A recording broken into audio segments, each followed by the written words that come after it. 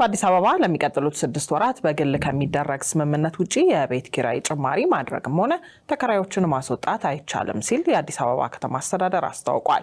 ውሳኔው የኑሮ ውድነቱ ዝቅተኛ ገቢ ያላቸው የከተማዋ ነዋሪዎች ላይ የሚያሳድረውን ጫና ለመቀነስ ታሳቢ ተደርጎ የተሰጠ መሆኑንም ገልጿል። የኑሮ ውድነት ለማን ነው?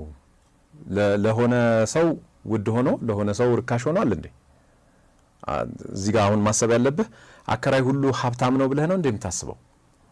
አንድ ኮንዶሚኒየም ደርሶት እኮ አከራይቶ የሆነ ጭርንቁስ ቤት ውስጥ ተከራይቶ ከዛች በመትገኝ የሚኖር ብዙ ሰው አለ። ስንት ሰው ነው የሚያከራየው ብለህ መጠየቅ አለብህ። አብዛኛው አከራይ የሞላለት ነው ወይ ብለህ መጠየቅ ያስፈልጋል።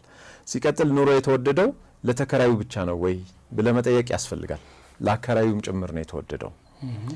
መሰረታዊው ችግር ግን ከቤት ክራይ ጋር ብቻ የተያያዘ አይደለም። መንግስት ንብረቱን መስሏለን።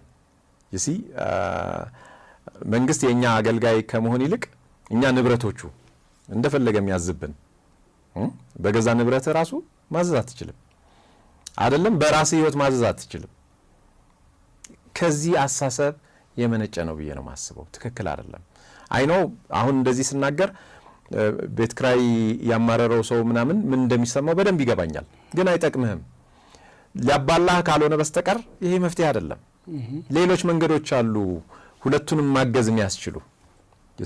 ሌላ መንገድ አለ ሁለቱንም አከራዩንም ተከራዩንም ማገዝ የሚያስችል ሌሎች መንገዶች ነው መንግስት መጠቀም ያለበት። ከፈለገ ሰብሲዳይዝ ማድረግ ይችላል። ከየት ያመጣል ገንዘብ ብትለኝ በጣም ብዙ አማራጭ አለው።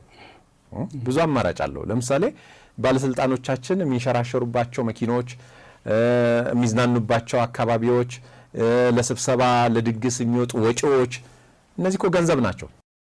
በሚሊዮን በቢሊዮን ሊተመኑ ይችላሉ።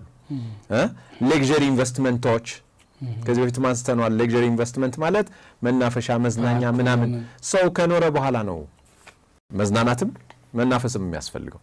ሲቀጥል የመንግስት ስራ አይደለም እሱም አለመቅረት እኮ ይችላል።